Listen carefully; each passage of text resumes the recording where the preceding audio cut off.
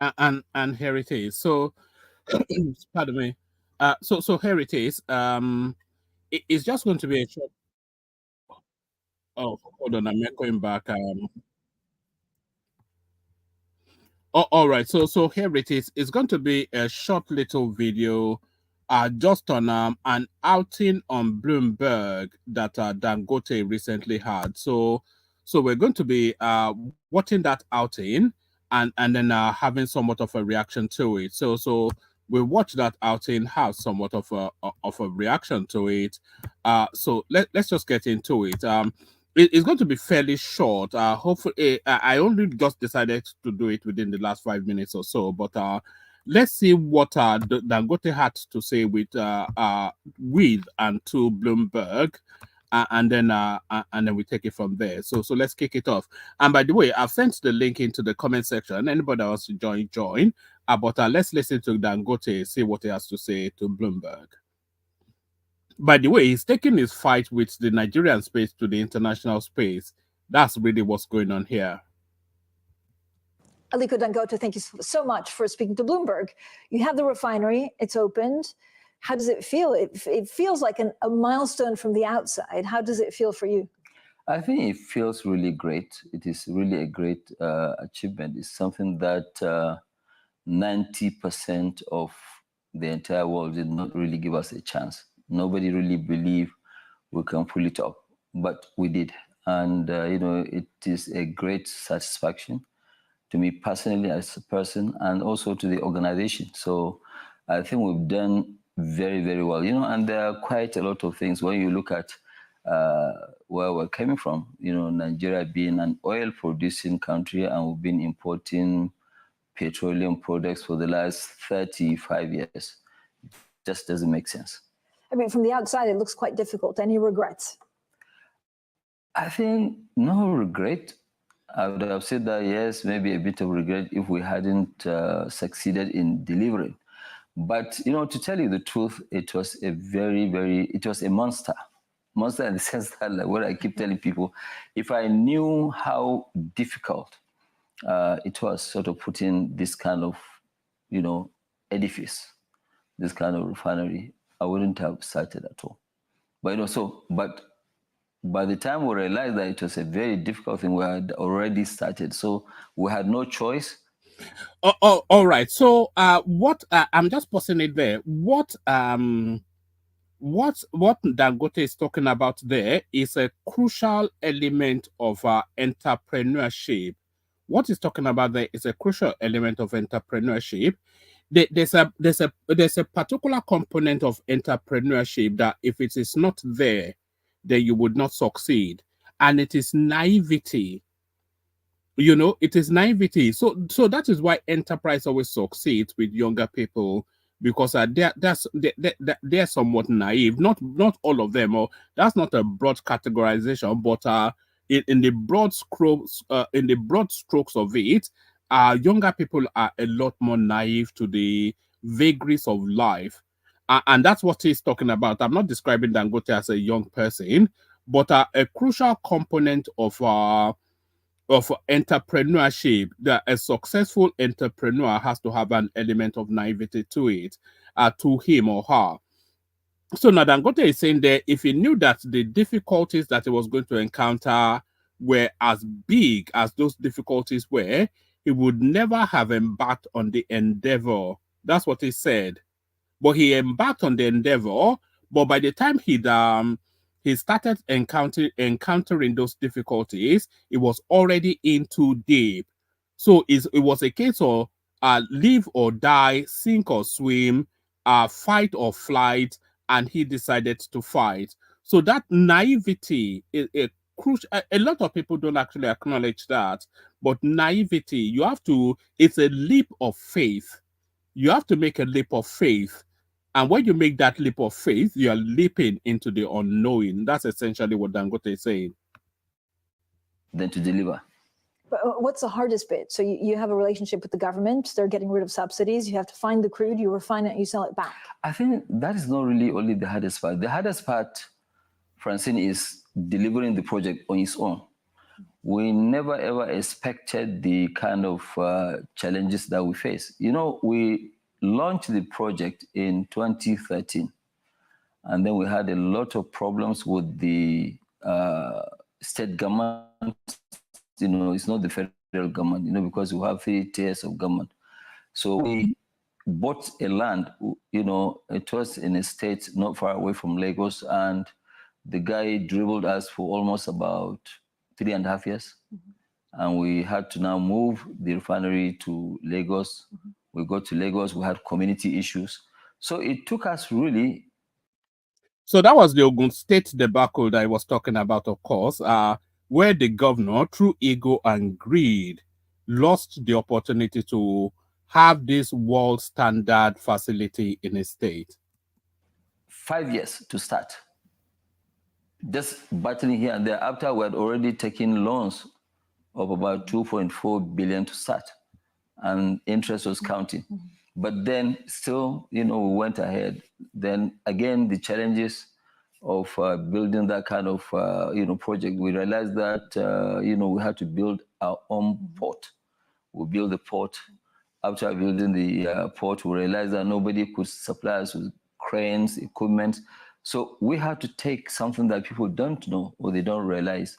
What we did now, we now made ourselves as the EPC contractor, which is engineering, procurement, and construction. So we did it on our own. And because we have never, ever handled this kind of project, this kind of project are handled by SciFem, by Bechtel, you know, the big guys. But we took that challenge. And that is why people believe that, no, it will never work. So the government wants to get rid of subsidies. Will your refinery help with that?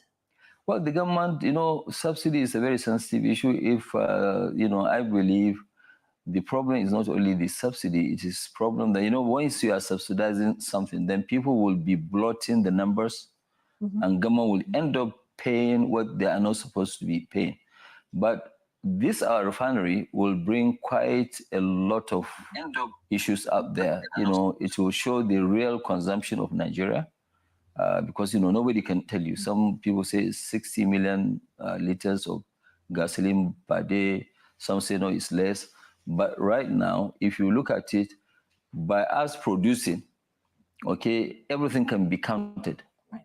So everything can be accounted for. Most of the trucks or ships that will come and load from us, we are going to actually, you know, put a tracker on them to be sure they are going to take the oil within Nigeria. And that, I think, can help the government to save quite a lot of money. So do you think it's the right time to get rid of the subsidies? I think it is, you know, because all countries have actually gotten rid of subsidies. Let me give you an example. Saudi Arabia used to give what Saudis, the citizens, believe that, look, oil is our own God-given gift. So the government shouldn't charge us for it. So government was selling it at a very low price. But today, as we speak, gasoline is about 40% cheaper in Nigeria than in Saudi Arabia, which I think it doesn't make sense. That is one. Number two, our price of gasoline is about 60% of the price of our neighboring countries. And we have very porous borders. So it is not sustainable. So what Dangote is saying there is essentially what makes the price of petrol in Nigeria artificially high. So it's telling us that the price of petrol in Nigeria is 40% cheaper than in Saudi Arabia, and that of course off the back of currency conversion. I know you'll you know the usual argument, oh, they have all of these social structures within Saudi Arabia and social welfare and all that, but that's not really what it's talking about. It's talking strictly about the price of petrol. So it's telling us that the price of petrol is 40% cheaper in Nigeria than in Saudi Arabia, which is just a point to note. But the point that impacts, what really impacts us, is that it's telling us that the price of petrol in Nigeria is 60%, 60% cheaper than all of our neighboring countries. So that is really where it impacts us. So anytime petrol comes into Nigeria, any half-witted entrepreneur is really looking to take it across the border and double his money. And that is what keeps petrol artificially high in Nigeria, because it's so cheap that it serves more for the entrepreneur to take it across the border and double his money. So that's essentially what Dangote is saying. You know, I mean, the amount of subsidies that were paid, government cannot afford those subsidies. So do you need the government to take away the subsidies for your refinery to be viable? Well, you see, we have a choice of either when we produce, we export, and when we produce, we sell locally. But we're a private company. And yes, it's true, we have to, we build something worth $20 billion, so definitely we have to make money. The removal of subsidy is totally dependent on the government, not on us. We cannot change, price. But I think, the government will have to, give up something for something, So I think at the end of the day, the subsidy will have to go. But what we have done now, with the government, which I think I must really thank the president of Nigeria, President Bola Tinubu, very creative idea that, okay, fine, you know what, we will sell you the crude in Naira, you also sell in Naira. So now we're working out for the exchange rate. It's going to be priced, normal pricing, if crude is at $80, Brent, we will pay that price. We'll use an agreed exchange rate, and then we will also sell in the domestic market. What that will do is that it's going to remove 40% pressure on the Naira. So because you see, the petroleum products consume about 40% of our foreign exchange. So, and then, it's like you have 40% of demand being taken out. So that can actually stabilize the Naira. I think it's very important that people understand what Dangote is saying there. So he's saying, and as we all know, that they've agreed a Naira for crude exchange space. So now, what does that mean? When Dangote is going to NNPC to buy petroleum products, crude oil, which is an international product, by the way, and probably the most sought after international product on this planet, when Dangote is going to buy crude oil from NNPC, is not then debiting through the central bank to purchase dollars to carry out that international transaction. No, it's going a direct route of a Naira for crude purchase. So that's the agreement. So that pressure now, so because he has to go to if the traditional way is that he had to go to the CBN to purchase dollars, to then go to the NNPC to purchase crude oil. But with this arrangement that NNPC, Buhari, not Buhari, we've had so many presidents that stumbled over. With this arrangement now that he has agreed with Tinubu, it doesn't have to go through the NNPC route anymore. And he's telling you now, and if anybody should know, he would know, he's telling you now that the biggest pressure on the dollar within Nigeria is that petroleum product, because that's the number one product that the Nigerian economy needs to function, and that is a dollar hemorrhaging product. So with this thing now that he has agreed, this creative idea that Tinubu has come up with to purchase in Naira, it removes that pressure from the dollar one, so he doesn't have to go and purchase dollar, and then it cancels out the importation of crude of refined products too, and then all of that petroleum pressure on the Naira suddenly just dissipates and disappears, and that strengthens the Naira ultimately in the long term. And that is creative thinking right there, and Dangote acknowledges that. That's one. Number two, the government will now know, even if they're going to subsidize, they will know what is the real consumption. Because right now, nobody can tell you what you are consuming. It's all guesswork. So That can help in terms of stabilizing the market. That can also help in terms of removing queues, because we have a lot of queues, and these queues are not there today. They've been on and off since 1972, for the last 52 years. But so what does it mean in dealing with Naira instead of dollar? What does it mean for your group? Is it a benefit, or actually just gives the government something that they want? I think really is to give the government something that they want. It's a win-win, you see, because the issue is that, yes, we are Nigerians, and we have to also do something to show that, yes, we do care. And part of caring is to now agree with the government that, okay, fine, let's go ahead and do this with them, because it will be very awkward for somebody like me or our group to come and say that, no, we want to deal in, dollars.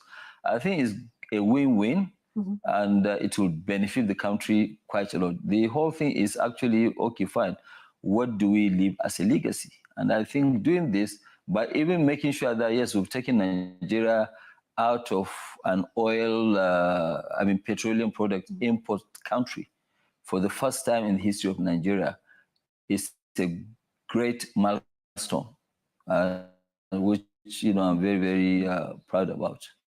So how's the relationship with the government? I know there's a number of negotiations, including the price of gasoline. What kind of offering have you made? I think we have quite a good relationship, today, with the government, and, where the president actually put the Minister of Finance and also Minister of the Coordination of the Economy, and then the Special Advisor Revenue, very smart guy, Zach Adedeji, and they are working out something which I think it will be a win-win between us and the NNPC. If NNPC's, that is Nigerian National Petroleum Corporation, if their refineries, if they start to work, then Nigeria will be one of the biggest exporters of petroleum products in Africa. In Africa, only 2 countries are self-sufficient, which is Algeria and Libya, but all other countries are importers of petroleum products. So what kind of we have energy security, where there won't be where they give you crude. They will give us crude. Yeah. Just to pause it for a moment, I just had a thought. If Tinubu wants to be really aggressive and rescue the Nigerian economy, he should institute in law, and the Dangote refinery, by the way, is within the geographical oversight of Nigeria. It's within Nigeria, so it falls under Nigerian laws. If Tinubu wants to be really aggressive and rescue that country once and for all, he should insist that all Dangote transactions, all Dangote refinery transactions should be carried out in Naira. So if he's selling to the international space, which is going to be 80% of his trade, those trades have to be carried out in the Naira. So if they're able to institute that in law and get Dangote to acquiesce to it, then you can imagine then. So if they're wanting to buy Dangote petroleum from India, they will have to come and purchase Naira in order to carry out that transaction. So they have to bring dollars into the CBN to purchase Naira and then buy Dangote products. And similarly, ditto any other country that Dangote is transacting with. And with that, the Naira will almost be as strong as the British pound. If they can take that leap to insist that universally Dangote transactions, not all of its conglomerate, but the refinery, Dangote refinery transactions should be exclusively carried out in the Naira, that will rescue that country once and for all. Already we have agreed, like for example, in October, they're going to give us 12 million barrels, which is averagely about 390,000 barrels a day, which will sell both gasoline, diesel, and aviation fuel. And if there's any excess, we'll export. But our refinery is also versatile, where we are producing a lot of things. It's not only these 3 things that I mentioned.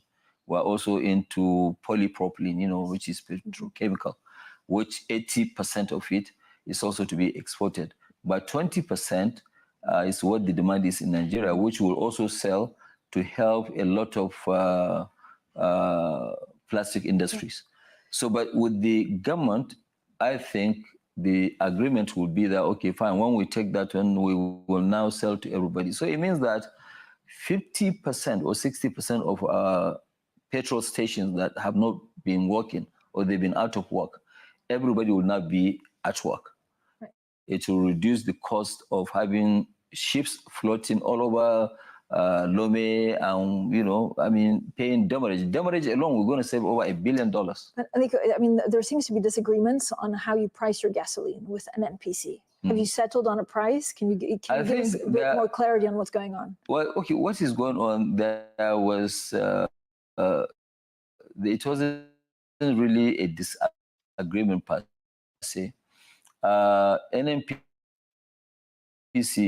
bought from us this particular one at the international price, which they also bought about over 800,000 metric tons of gasoline imported. So the one that they bought from us actually is cheaper than the one they are importing. And so when they announced our price, the guy, I don't know whether he was authorized or, but it wasn't really the real price. What they have announced, yes, most likely that is what it cost them, including profit, including whatever, you know, which they have never added profit to their cost. And then the other one is the one that they imported, but the people don't know how much they spent in terms of the import, but their own importation one is almost maybe about 15, 20% more expensive than ours. You know, so what they're supposed to do is to sell at a basket price, or if they want to remove subsidy, they can announce that they remove subsidy, which is okay. Everybody, you know, will adjust to it. But you're not worried, Aliko, that some of the oil majors, because of their vast resources, can sell for cheaper?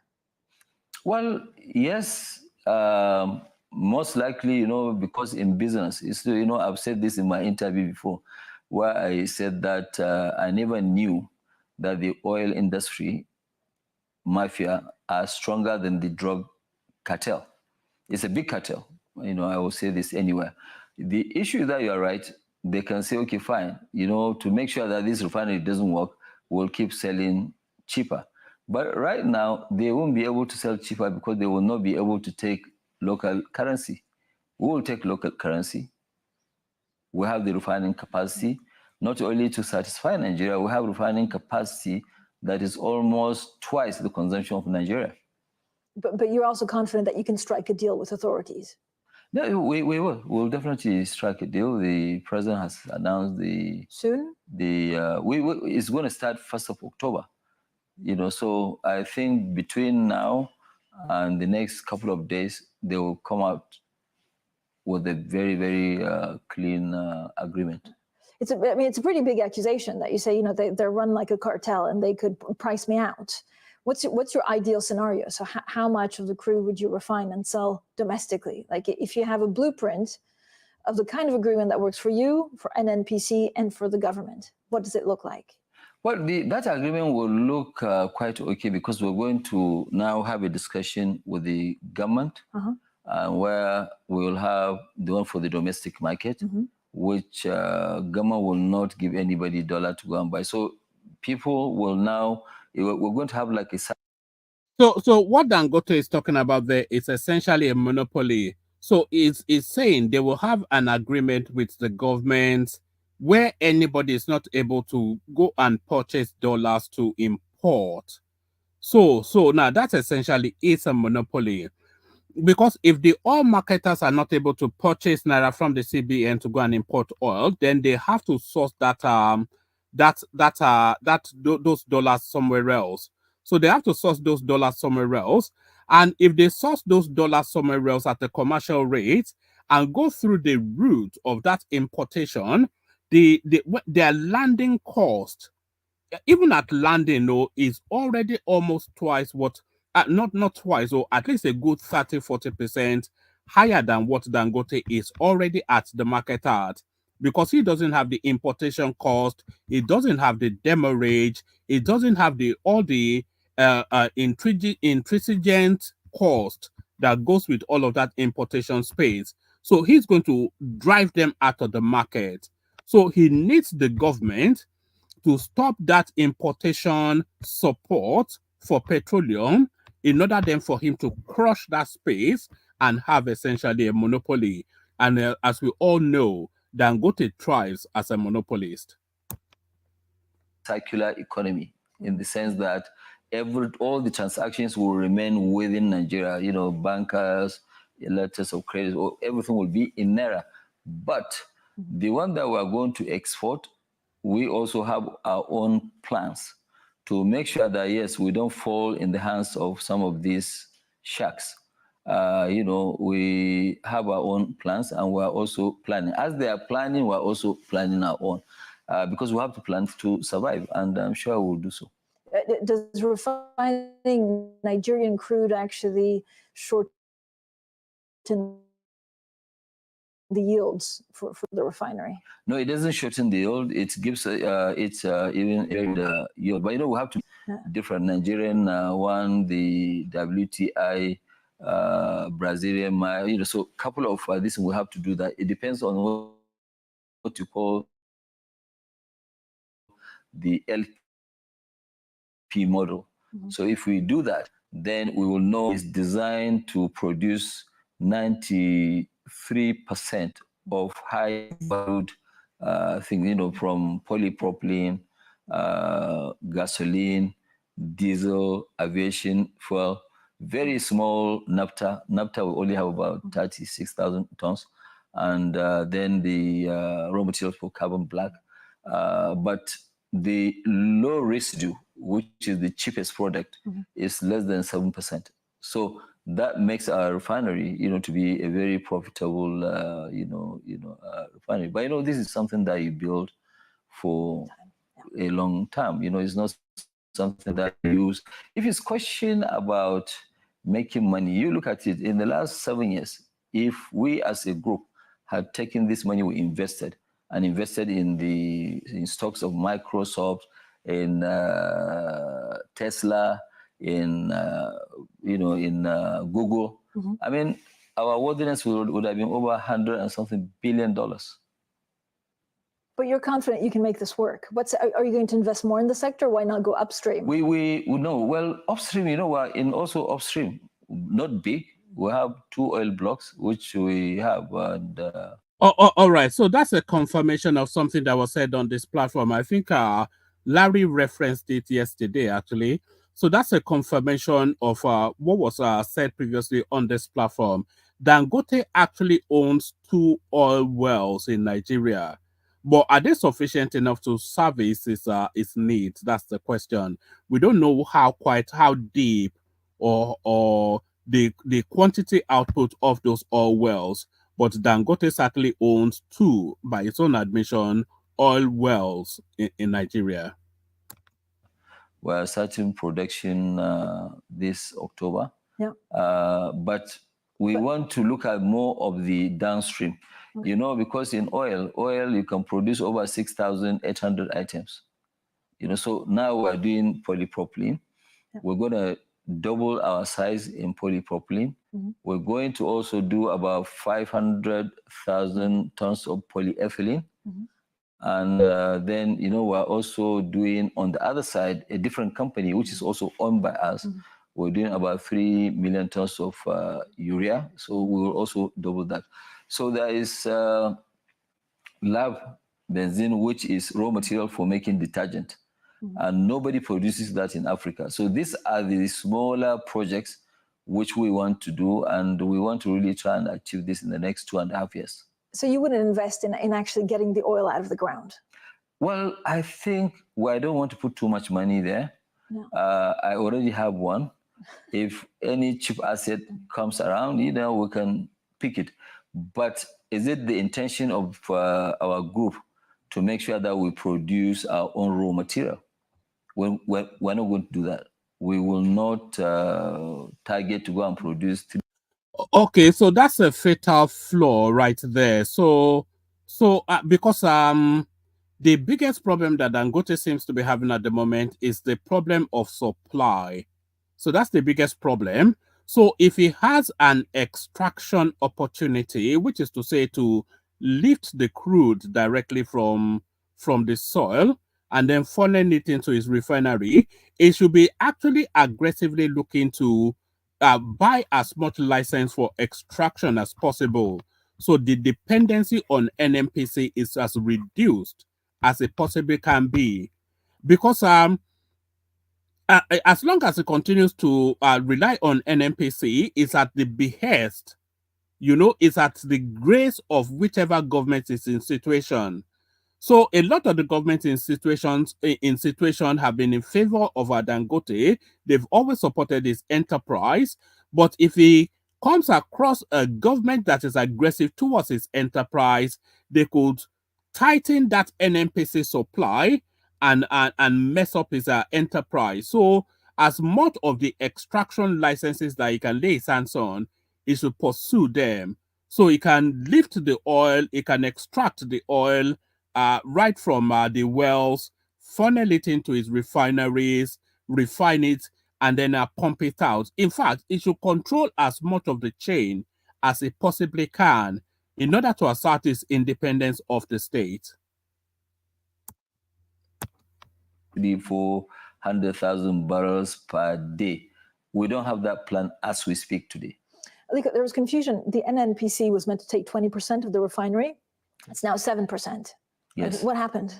What happened, I think we agree with them. We gave them a good deal where we said, okay, fine. We structured an agreement. The first agreement was that they're going to pay us $1 billion. The deal was about 2.79 billion. And then the balance of the money, $1 billion, which they paid us about a year and a half ago. And then the balance of the money was split into two. One portion is that every crude they supply to us 300,000 barrels. Then we'll deduct $2. Yeah. And then up to the time they finish paying that, 1/3. The other 1/3 will come out of their own profit. So what NNPC opted out that no. It's a little bit confused. I mean, it's a bit of a confusion.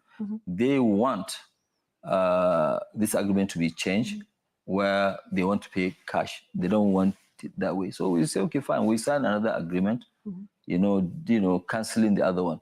The new agreement that we signed was for them to pay us after 1 year, no interest, nothing. After 1 year, they'll pay us the balance of 1.8 billion. The month for them to pay was June. And June, they came back to us and said, no, they've changed their minds. They want to remain at 7.2%. So, okay, fine. So we left it. And we own now the rest of the shares. They own 7.2%. And we own the balance of the shares. And that's what it is. But So that adds to a myriad of reasons why Mele Kyari should be sacked. So they had an oil for share agreement with Dangote, which is the perfect plan. So for every crude, they take X amount of it to pay towards completing the 20% shareholdings that NNPC would have. So they had that agreement, but for whatever reasons, for reasons of Buhari wanting to steal as much oil as possible, they cancelled that. And then he then had a staggered payment structure for them to pay off what is left to own the 20% of Dangote refinery. When the time came for the payment, they came back to say they were not interested anymore. Can NNPC not afford 1 point whatever billion? They certainly can. Mele Kyari has stolen enough even to afford it as an individual. But they cancelled that because they rather steal that 1 point whatever billion than have it go towards a Nigerian stake in the Dangote refinery. So they cancelled that as well. So the Nigerian state's investment hand in the Dangote refinery now has now been reduced to a derisory 7.2%. So that's how much of Dangote refinery we own now, 7.2%. So 7.2% means nothing. In terms of dividend yields is derisory. In terms of influence over the structures of the company is negligible, is a non-starter. It means nothing. So essentially, we own nothing other than just Dangote throwing us $1 every now and then. And that is where Mele Kyari has led us. But I think they made a big mistake. But it'll stay that way. There's no negotiation or talk. No, there's no negotiation. The agreement, that one is finished, dead, completed, is 7.2%. That's where we are right now. And like, why did the offices actually get raided in January? Well, the issue is that there was nothing, you know. I mean, they came to us and said, okay, fine, they are looking for some documents. I say, what are these documents? No, you are bidding in terms of, you know, foreign exchange. I say, okay, yeah, we have this, but you're asking for 15 years documents. But anyway, we have them. So we sent the people out there to go and take the documents. Say, no, go back. We're going to come to your office. You know, and they before we knew it, you know, they were already in our office. The office really was not raided. They visited the office and they didn't talk to anybody. They did not arrest anybody. They just came and, you know, and left just to register an embarrassment, and that's all. But, you know, the way we run our own organization, and that is why when you look at it, Francine, we're the highest tax-paying corporation in Nigeria. Our company paid in 2023 more taxes than the entire banking industry. And that is why, you know, so whatever that we do, because we know that, yes, we're up there. Yeah. Anybody, whether it's a new government or whatever happens, we're the first port of call. Yeah. So that's why our own behavior has to be 100% clean. And that's settled. You don't expect, I mean, that's what happened settled. In January, that's done. Settled, you know, and if any time somebody wants to ask us, okay, fine, what about your own tax? What about this? Fine, we don't have any issue.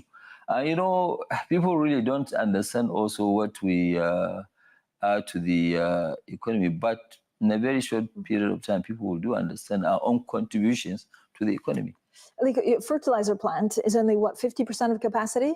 It was 50% capacity, but in the last in the last 1 month or so, we have enough gas. So we have started now running at about 85%.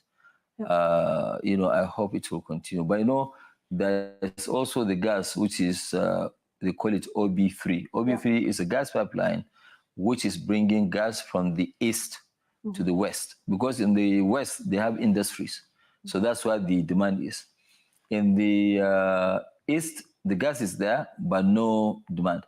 If they have that, which they promise that they're going to finish in October, then we'll have more gas than we needed. You know, so I think that issue is being resolved, and that is why we are also trying to invest more by putting up another plant to double our fertilizer plant from 3 million to 6 million tons.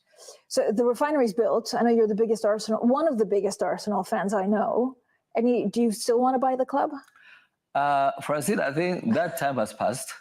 At the last time when we had this interview, I told you that, yes, as soon as I finish with the refinery, I'm going to try and buy Arsenal. But the issue is that, you know, everything has gone up. And the clubs too, they're all doing very well. Arsenal is doing extremely very well. That time, Arsenal wasn't doing well.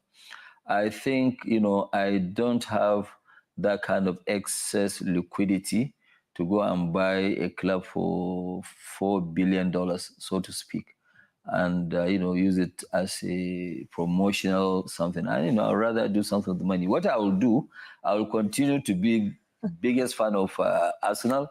I watch their, you know, games every day. Anytime that they are playing, I will watch. So I will remain a major supporter of Arsenal, but I don't think if it makes sense today to buy Arsenal. Do you regret not buying it before? Last time we spoke? Actually, I regret not buying it before, but, you know, my money was more needed in completing my project than buying Arsenal. So you would have bought it, what, for $2 billion? I would have bought it for $2 billion, yeah. But, you know, I wouldn't have been able to finish my project. You know, so it's either finish your decision was for us to now go and complete our refinery, of which a lot of people don't believe it was going to work. You remember you interviewed me about this same refinery, and our refinery really has been it has been a discussion point all over the world. Yes. Because our capacity is about 1.1% of the entire global refining capacity. Not without challenges. Of course, it's had challenges. With a lot of challenges, a lot. But you do it. Would you do it all over again? I won't do this kind of huge refinery project again. You know, you can see. I told somebody doing this refinery is what actually, gave me my gray hair. Thank you, Aliko, for your time today. Thank you so much, Francine. Great seeing you. And so there it is, right there. Quite an illuminating conversation right there, Dangote with Bloomberg. So a lot of things to be taken out of there, but we got Akim joining us. I'm not sure if he's ready. How much of that did you catch, and what did you make of what Dangote had to say, Akim? Hi, Wama, good afternoon. Greetings to you. It's nice to have a session that that kind of align with our time over here in Europe, because the show is almost out there to favor those of our brothers in the States. One man, before I continue, I want to say well done for the job you're doing this afternoon, because I didn't expect you to come out. And I have not really had time to also comment on the electoral heist that took place in Edo State over the weekend. The criminality, the electoral criminality. Are you going to cry for another 4 years? Don't worry, you will cry for 4 years. One man is not. There's nothing to cry about. It's just that, look, if they can survive it, me too, I can survive it. So we'll all just be there seeing how it rolls. At the end of the day, it is what it is, you know. So we move on.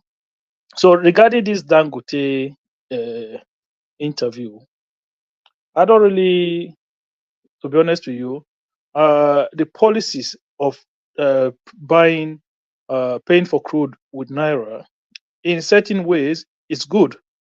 But I heard you saying that if every Dangote transaction should be done in naira, including when he is to export crude out. But then you have to understand that for a country like Nigeria, where we kind of rely on importation on most of the things that we need, if Dangote is doing basically all his transaction in naira, so what happens when he needs to bring things into the country from outside?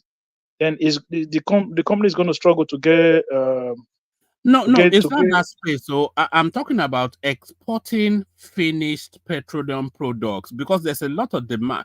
The Kenyans are coming, the Ugandans are coming, the Brazilians are coming. Everybody's coming to buy petrol. They are buying it in Europe because it's of a high standard. So I'm saying that the government should insist that those transactions should be carried out in naira.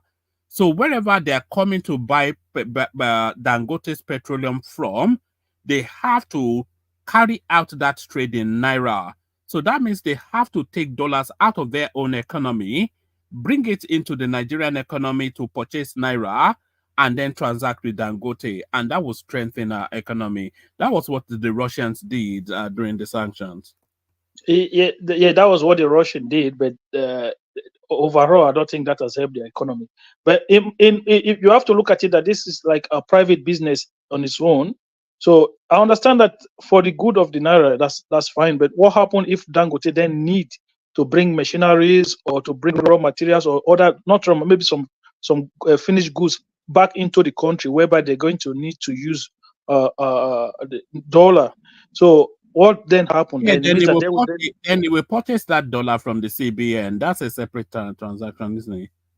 Yeah, but at the end of the day, would it not be better if the company have access to be able to sell outside in dollar, and just being able to hold access of dollars, so that when they need it, then they will have it in borders? Because don't forget, if they are selling in naira, in a situation whereby you keep the country keep devaluing its currency, and where you don't have stability of the naira.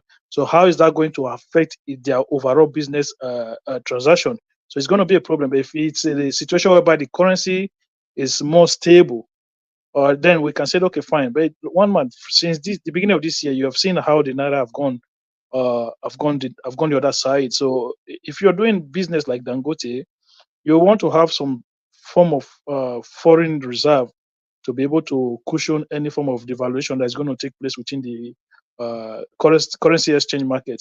So I think it's a good thing. The idea is good, but the problem is that our naira is not there at the moment. So if you try to push it, it might become a problem for companies such as Dangote to do businesses in that manner. But overall, I think it's a good idea. But the idea that the NNPC was even trying to buy a stake in Dangote, for me, I didn't like it from day one. I don't think it's good. Look, if these guys, if you say you want to create an environment for private businesses to thrive, why is the government also trying to buy into these private businesses? You have your own refinery that you've not been able. See, since when did they start telling us that Port Harcourt refinery is going to start working? It's going to start working. It's going to start working. How long ago? 1 month. It's been like what, 8 months now. What's going on? It's still not working.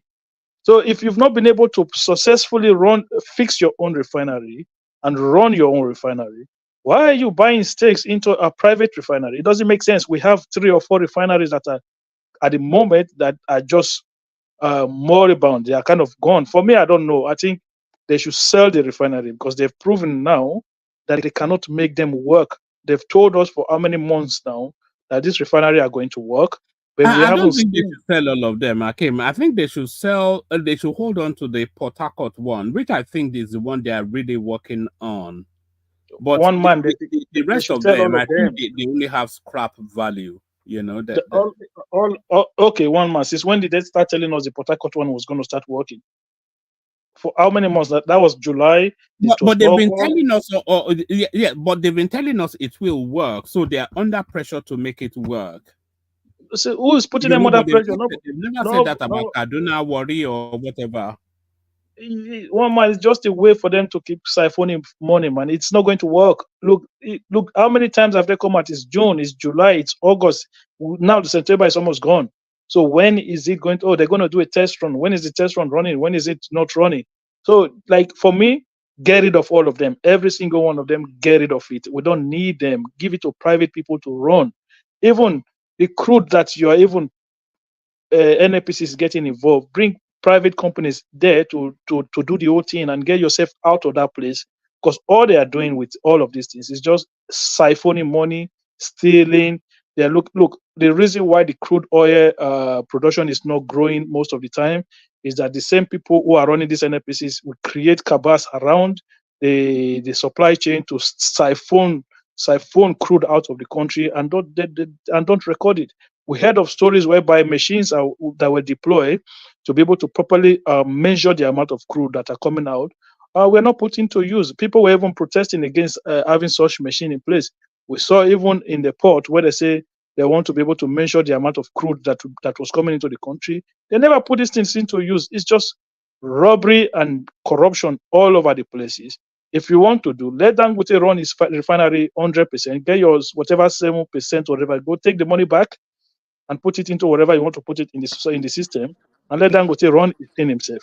I don't see the Woman, point in it. There's no woman, issue of. can you hear me?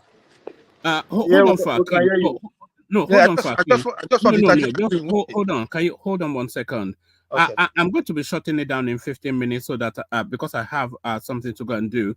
So let Akim give us a brief commentary on Edo State, which he has not yet said, but I'll make it just brief, and then in the later session you can come back to expand on it, and then you have the final word, and then we shut it down. So let Akim round off, and then you come in, and then we shut it down Yeah, after that. one man. That's of Okay. Edo State one. That one is a well, that was a broad daylight robbery.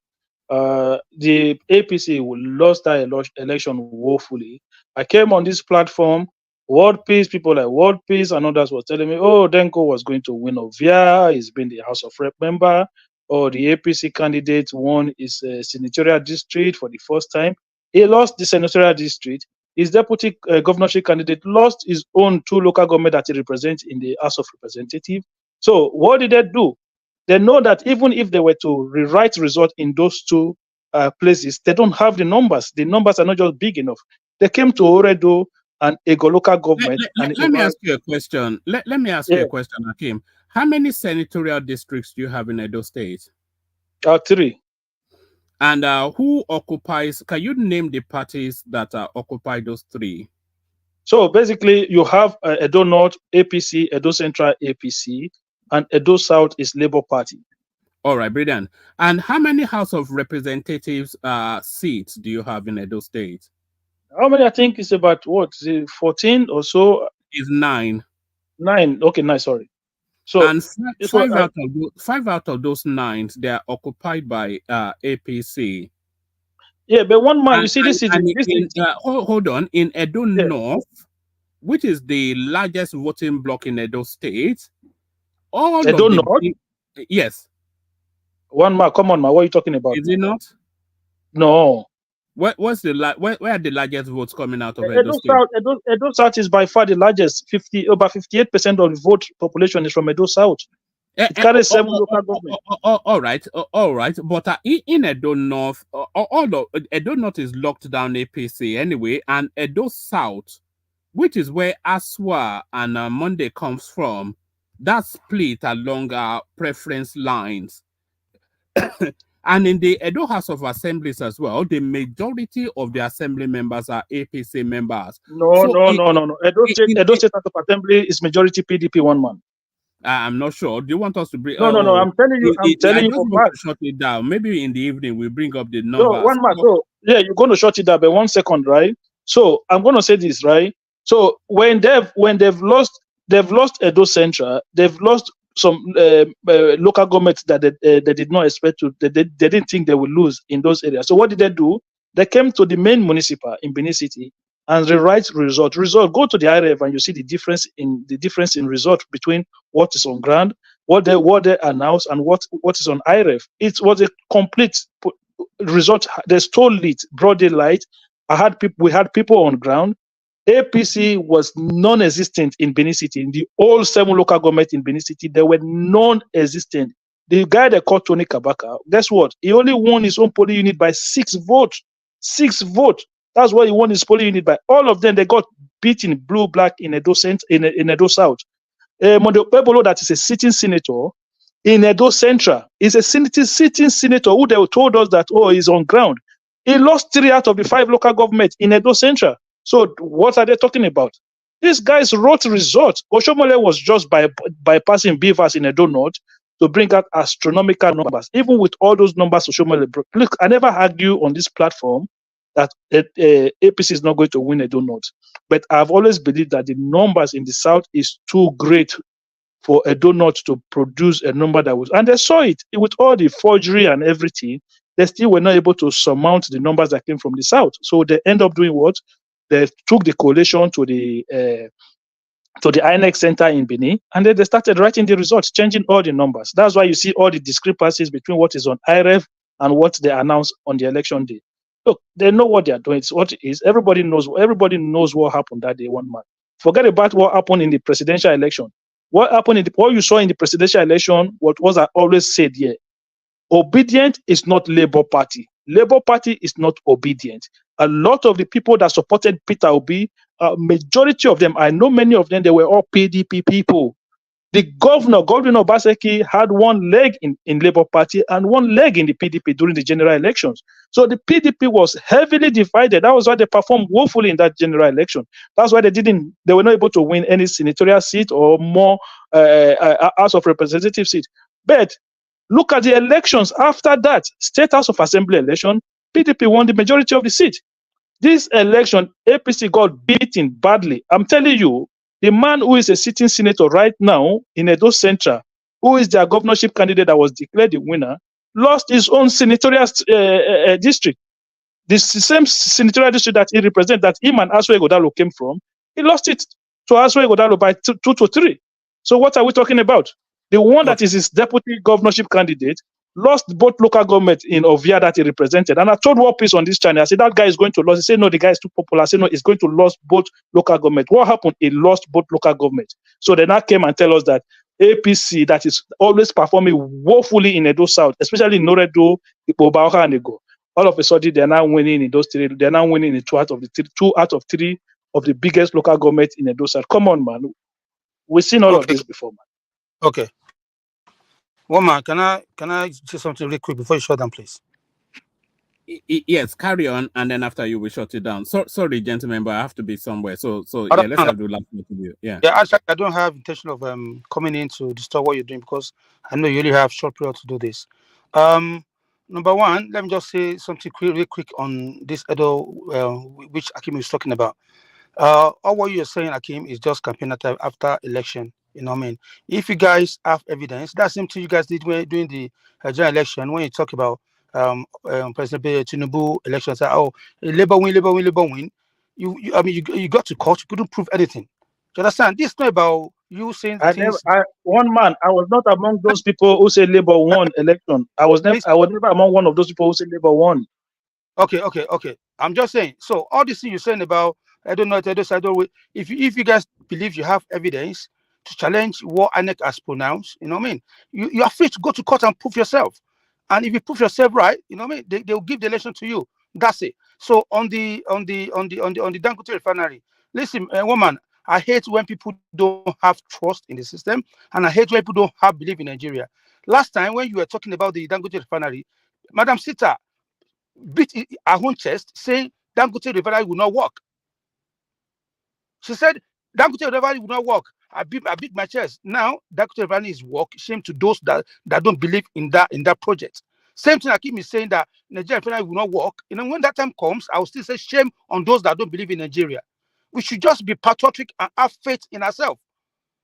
You know what I mean? We cannot just come out and start condemn every single time. Negativity is too bad. It's not good. It's not good enough.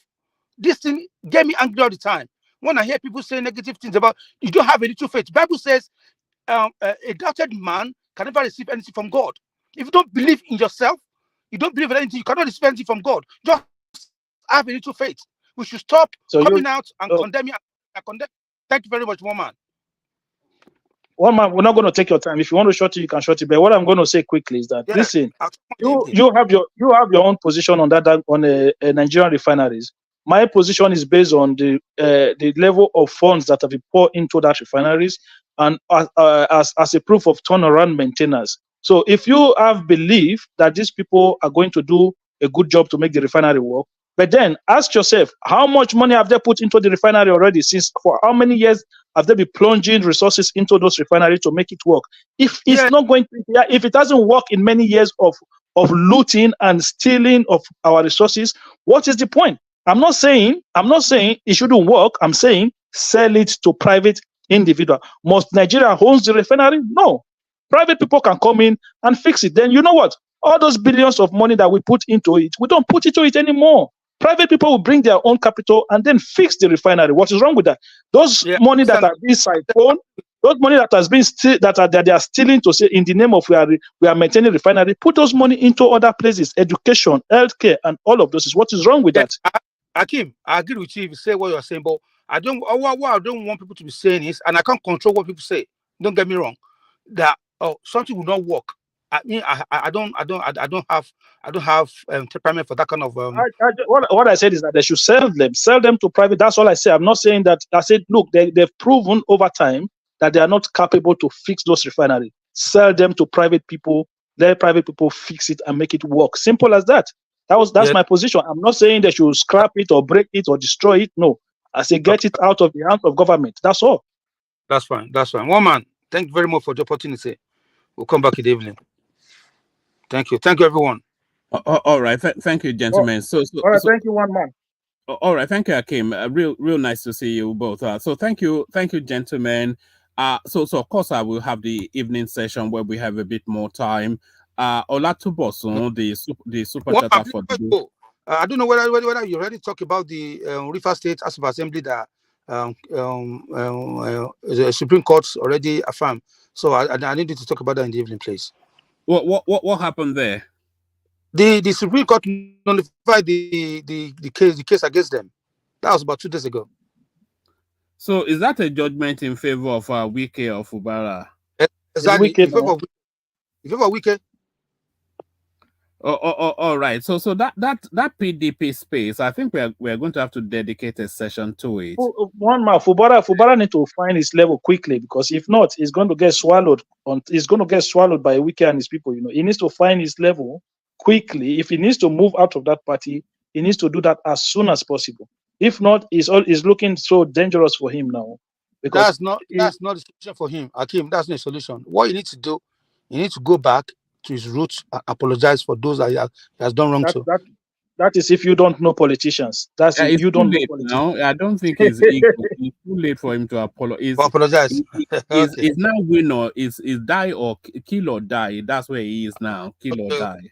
I just go quiet, because all those people they already took over the state from him, because they won the case. The House of Assembly, they will never work with him. They will be antagonizing him. So it's one leg in, one leg out. I think he will ultimately be impeached. That's what I think.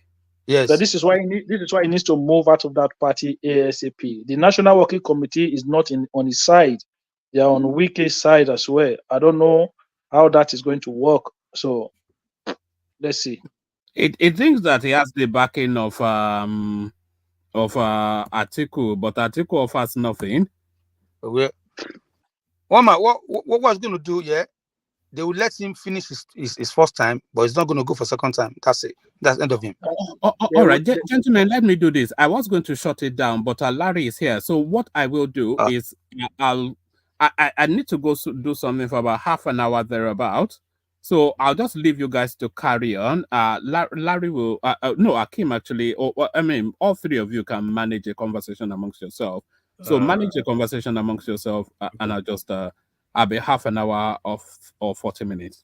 Okay. No, All right, I just have like 10 minutes, 10 to 15 minutes to use on the platform before leaving. That's fine. That's fine, Larry. Continue. Okay, so I just want to talk, on the woman. Thank you very much for, for this program this morning. I just want to talk on the Dangote interview. And the thing is this: I think God loves Nigeria. It's not every country that have the opportunity that Nigeria currently has, particularly with Dangote refinery. A lot of potential that Nigeria can actually derive from this refinery. And now it's not left for our government to be able to take the full advantage of it. Because the only God just gave us another way to have a turnaround of our economy. And God also gave us another opportunity to retain our status in Africa. If we don't manage it very well, I don't know if we are still going to have that kind of opportunity again. Because we used to be, in Africa, those days when crude was really big, they call us giant of Africa. Not because, fine, our population, but the major thing is just the fact that we have the money. A lot of people in Africa look us as the big brother in Africa. And along the line, we lost that status. And now God is now giving us another opportunity to be that big brother of Africa. Now, it now depends on how we really want to manage it. If you look at that interview, it got to a point that I said, if NNPC can make those two other refineries functional, Nigeria will be the largest exporter of petroleum products in Africa, which is really big for us. And it now depends on how our government really want to manage it and how we really want to take the full advantage of this. Dangote has been so good. Dangote is just one of those businessmen that sees a problem and think of solution. Solution.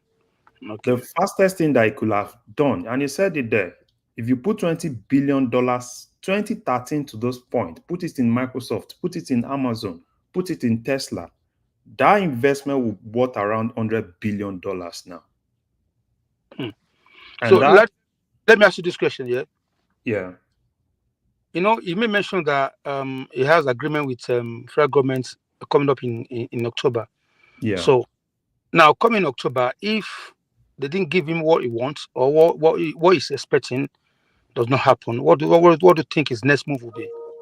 So it doesn't. So the thing is this: it doesn't have anything to lose, right? Because there are other markets that he can also get his raw materials from. There are other markets. So getting raw materials from Nigeria, fine, it can actually be beneficial to him. It's going to be a win-win situation for Nigeria and for him. So if Nigeria eventually does not really give him, it's easy. There are countries, there is Algeria, there are even countries in Africa that are ready to really supply crude. To him. So it's not, probably if Nigeria doesn't give him, it's not going to make the refinery, not run. The only thing is just that look for other sources, and which is that he has always been doing before now. He's been going as far as, America. America, Brazil, some probably Venezuela, some other countries in Africa. And don't forget, Nigeria is not the only crude producing country in Africa. There are several other crude producing countries in Africa. So then it's just for us, right? Because the bottom line is, if you're selling crude to him at so amount in naira, which means that you can also get the same thing when it comes to him selling petrol to you. Okay. So now, when Woman was playing the video for us, yeah, he make some kind of suggestion saying Tinubu should make a law that. No, don't go there. I saw that suggestion. It's not possible. That's what I wanted to ask you. That what do you think it's about? not possible. It's not possible. So, brother. So what I wanted to say, I'm gonna quickly come in here. So you see, when you started, you said, God did this for us. God did that for us. God saved us. God gave us this. God gave us that. So, for me, to be honest with you, I'm not a religious person. So I say if God is giving us another chance, and we still have the same set of leaders that we have that have look for that, always find a way to put their own interest before the interest of the nation. So does that not say that regardless of what God gives us, that the worst thing that we have is the set of leaders that, if God is giving us everything, which means God gave us those set of leaders as well, right? So would it not be just better if God can actually take away those, just remove those those leaders, those set of leaders that are creating the level of bad governance that we find in Nigeria today, we have in Nigeria today, and just make everything, make it all work. So if Dangote is functioning today, don't forget, we still have this set of people who will take advantage of it. Today we are still talking about people still talking about, okay, they're going to import crude into the country. Everybody is fighting for it's a nation where everybody is just fighting for their own interest. There's no nation first, it's personal interest first. So would it not be better if we look at it from this angle to say, look, these people first, the leaders, the people who call themselves leaders or personal interest people who are there, we need to do something about it first. That is the problem we have in that country, is that people are not patriotic towards the country. Rather, it's just self-interest. Okay, can I reply? Yeah. Okay, so let's understand one fact. There is no country with perfect leaders. There is no country in the world with perfect leaders. But the thing is this, it's all about win-win. Even those countries that you see, corruption and other things, there are also corruption in those countries. But they are able to really find way around it to ensure that it's still a win for the country. Look at the US, for instance. There are a lot of people outside that don't really know what goes within the system. A lot of things goes on within the system. So for Nigerian leaders, right, I think the major thing is people will always be corrupt, because corruption is part of individuals. But when we have strong institutions, the institutions will be able to put people in line. So if you tell me, oh, probably if I tell you that oh, probably is this set of people, I'm telling you, there are another set of people who come that will be worse than those people. So for me, in order to make Nigeria work, I would rather believe in a Nigeria that has strong institutions, strong constitution that can address things. Will people not be selfish? Human beings are naturally selfish. Will people not want to look for more? Human beings are naturally, people that will always want to look for more. Will people not want to look for a way to kind of like, change the system? People will always want to look for ways to change the system. It happens everywhere. Even in the US, right? There are a lot of cases where people don't qualify for things, probably because they have more income and that thing is not really meant for them. But they still find ways to kind of like, walk around it and in order to benefit those things, and which is corruption. So, but when you have strong institutions that can take care of things, then at the end of the day, it's going to be a win-win for everybody. That's what I think. If you ask me about, probably this set of people, take this set of people out of it, bring another set of people. If it's still the same institution, they will be worse than the people you are complaining of. Exactly. So that's just what I think for that. So yeah, it's left. I think the ball is actually in the Nigerian government's court. If they want to manage this very well and let it be a win-win situation for everybody, there are a whole lot of things. And the fact is this: it's not all about petrol. If you look at what it's saying, other derivatives, right? How do we take full advantage of those other derivatives? Take for instance, it was talking about this raw materials for, I think, for detergents. Nobody does that in Africa, which means that every market that needs that in Africa needs to go out of Africa to get it into Africa. Wow. So if we have somebody in Africa that is giving that to other countries in Africa, which means that they have to buy that, from us. So because I think what Dangote have seen, for him to have told you that you can get over 600 derivatives from crude, and now he's now picking those derivatives one after the other, which means that the advantage that those other countries are enjoying, we're now beginning to see, because it's more like here, they close your eyes, they take your raw materials, they won't show you what it looks like, right? And they just give you peanut from what they derive from it, and you start shouting, "Oh, hallelujah!" And which is modern day slavery to me. Just like those days, right? They took our forefathers, they come, they bring mirrors, they give us all those things, and we think, "Oh, this is mirror." Somebody will come drill your gold, take it to their country, they refine it. There are other things that comes in it, and they give you something that make you look at it like, "Oh, wow, this is great." Now, we are now beginning to see what they are seeing. So which means that we can take the full advantage of other derivatives, not just petrol, every other derivative. Let's take full advantage of it and let's use it to build our nation. Well, I don't know why the government is dragging their foot in regard to this thing. They should do what they need to do quickly, and Yeah. and let everybody benefit from what Dangote is doing. Because I don't understand why and what is the link. So, bros, it's not like government is dragging their feet. You know the problem? There are a lot of sharks. Shark. Hmm. There are a lot. Dangote said it himself that as they are planning, he's also planning, because there are a lot of sharks. Those are what I call enemy of Nigeria. Those are the people that they need to fish out. Seriously. Yeah. So there are a lot of sharks, and I think what the government is doing is, trying to look for ways to cut them off, because it's not really easy for you to say, "Well, I'm cutting them off." They can bring down the economy. That's true.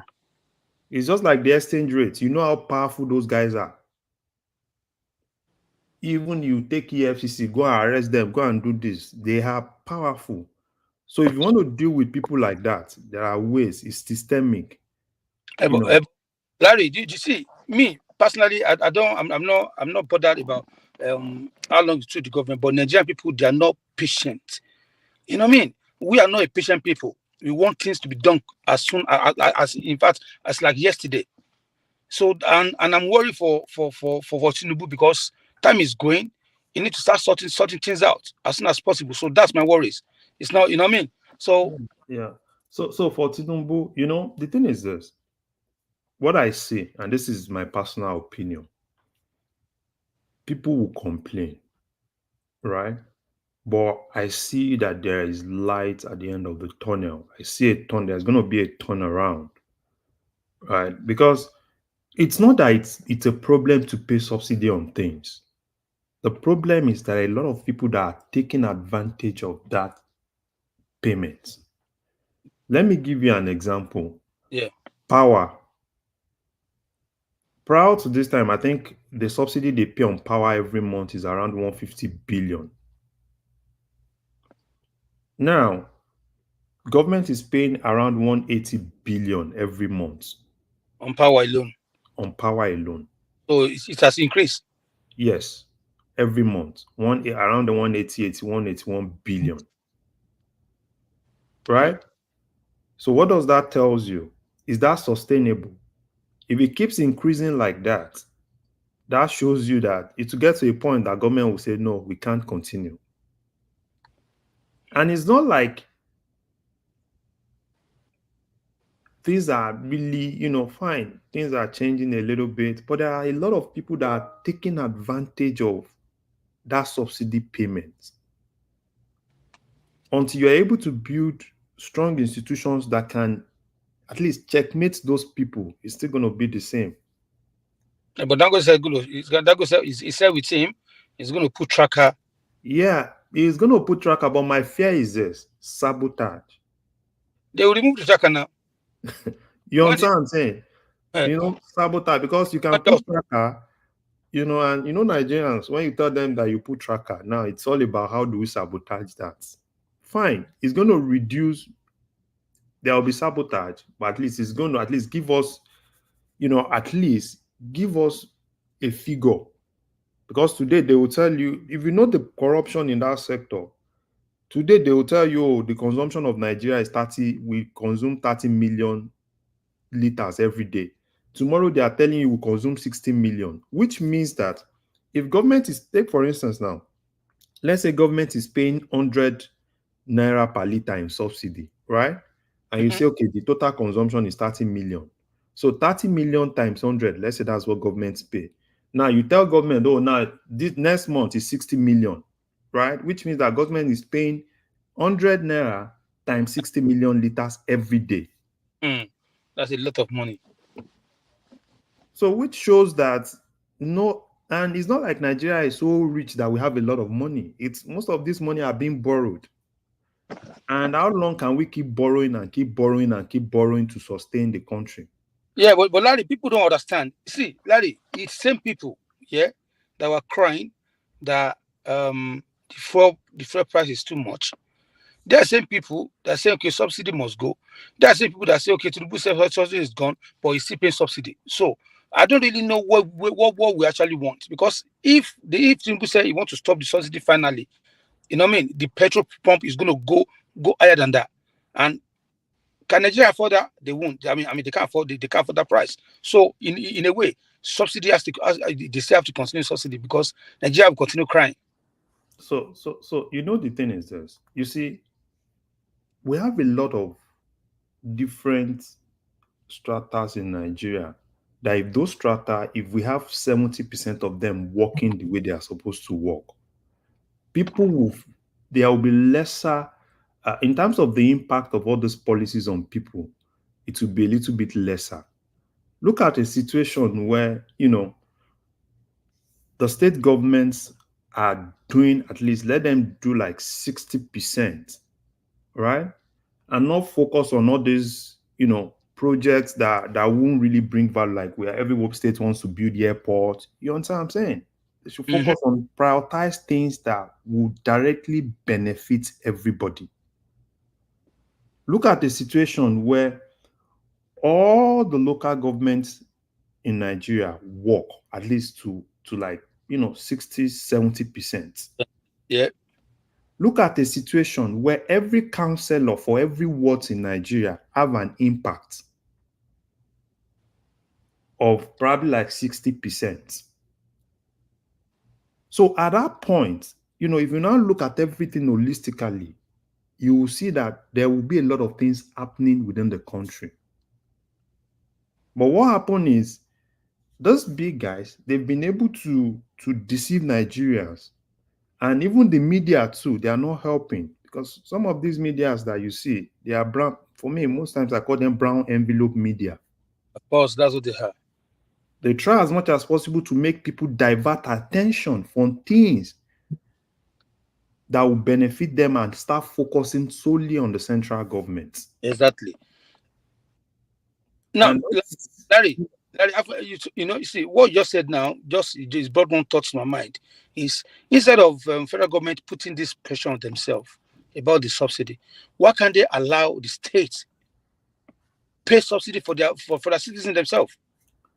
the thing is this: I'm very sure they will have given them that option, but your people, they won't. You know why? Because that means the responsibility is going to shift to them, and a lot of people will put a lot of focus on them.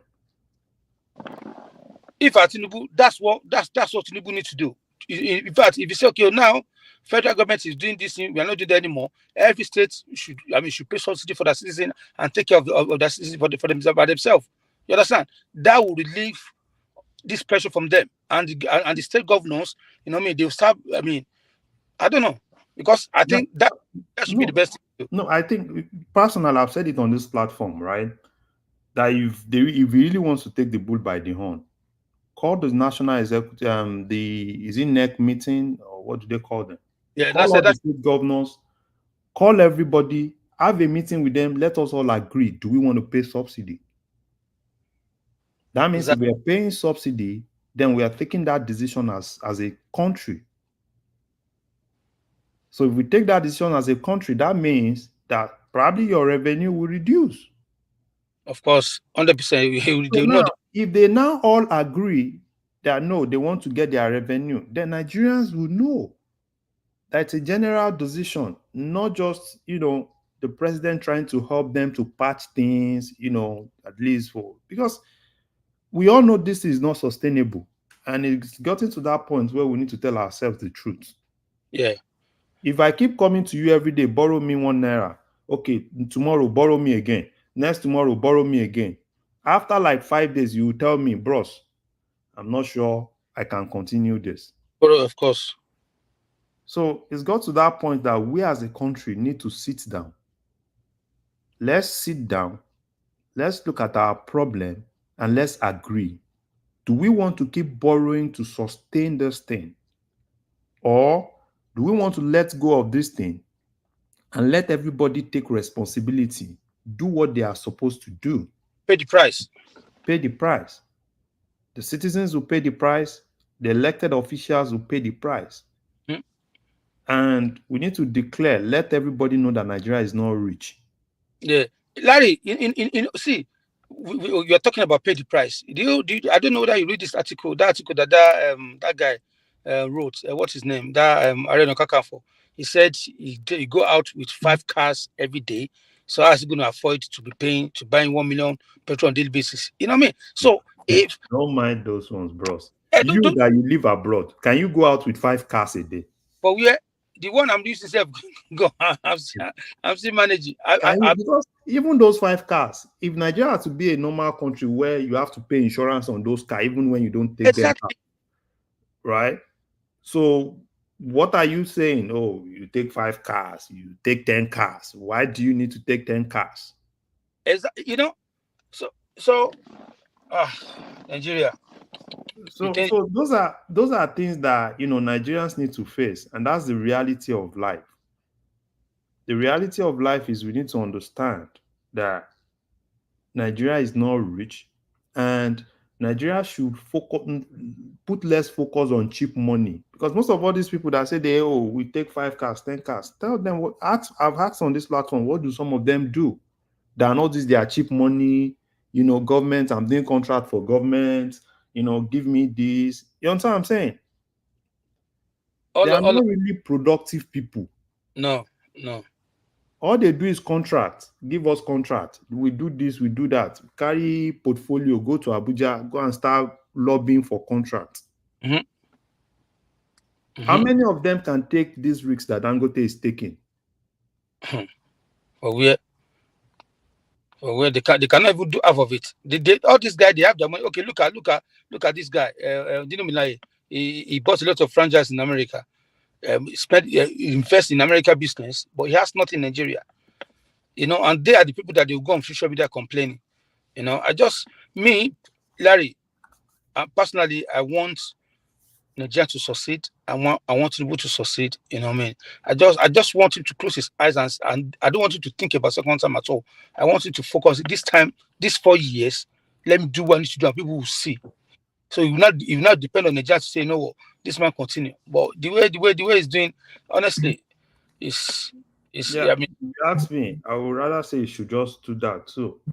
The problem is Nigeria, bros. Insecurity alone, security you have in Nigeria, half of that is sabotage. Of course, it's money making business now.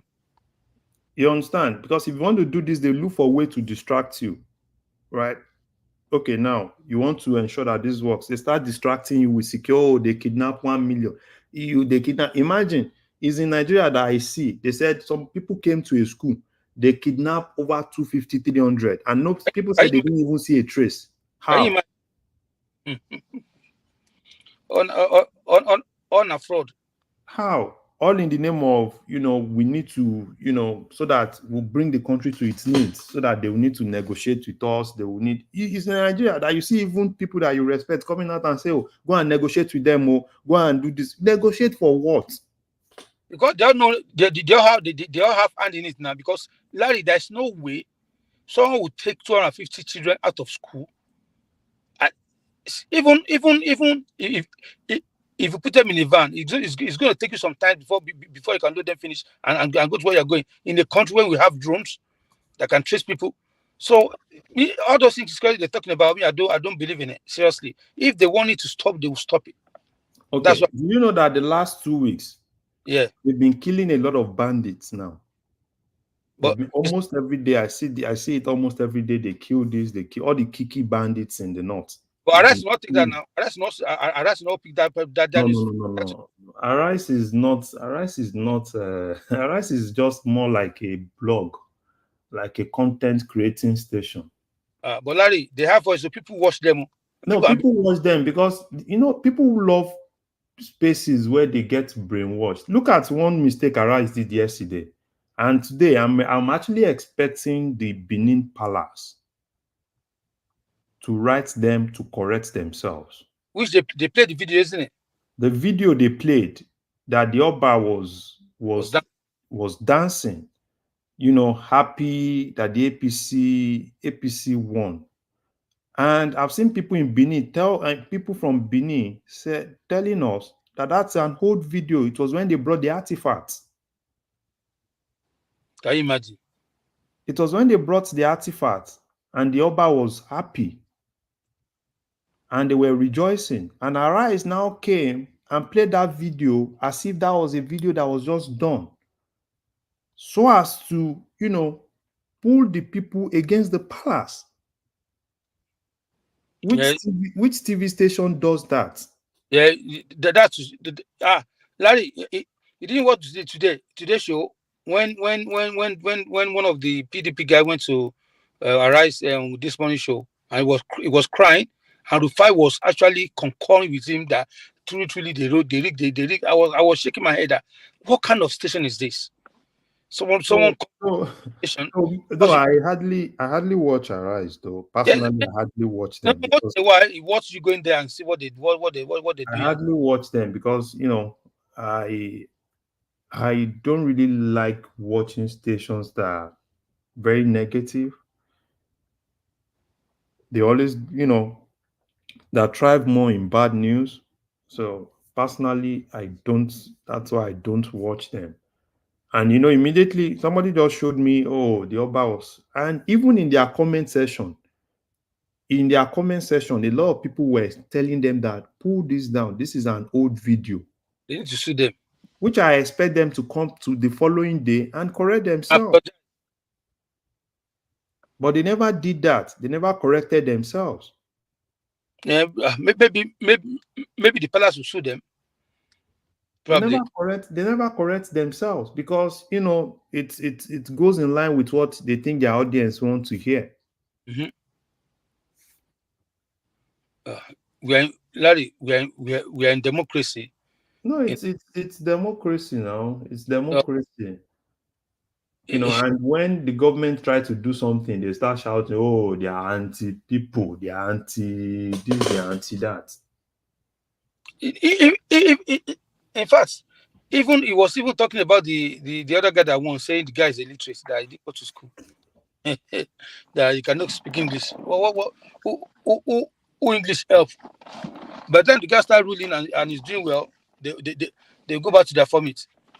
I'm very sure that guy will perform for Edo State. No. The guy, I was telling people yesterday, I said, see, I like how people are criticizing the guy. It's not left for the guy to prove them wrong. I've seen a lot of people, oh, he doesn't speak the right English and this and that. People that have been speaking English, what have they done? Of course, Abi. English doesn't make you be an intelligent person now. Chinese English, everybody knows the problem of everywhere, right? People have bad roads, fix the road. People have bad schools, fix the school. no hospitals. No hospital, fix it. It's not all about English. It's not all about Exactly. Larry, moreover, it's not in the first place. I mean, he's going to have a spokesperson that will be speaking. I mean, speaking for now. You understand? And he can even take all these PhD, Harvard, and everything, put them as commissioner. They will advise. Tinubu that we are talking about today. What did Tinubu do when he was governor? He picked all of them from Fashola to the Edun to Aregbesola and everybody. Put them as commissioner. Let them advise. They work for. They will advise him on what to do. You know what I mean? So, and that's it. Look at today now. Tinubu didn't go to. I mean, he didn't go to America. He has Shettima to go. If the guy needs to go and engage, he can send his deputy to go. He doesn't need. Understand? People are saying no, he didn't go, and if he goes, you will still be the same people saying, "Oh, he's wasting money." So exactly, what they're looking for, they're just looking for the man to make a mistake so that they can start making him and start complaining. You can see for some times now, Ekene, he's not saying anything.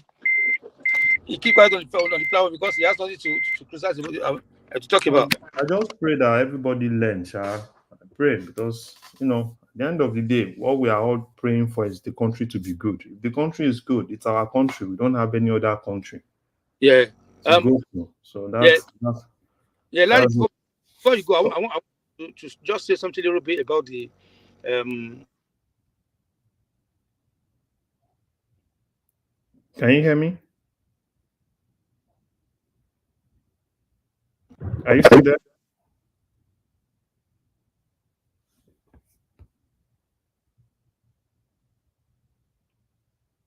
Okay, I think we lost you. Okay. I'll catch you later.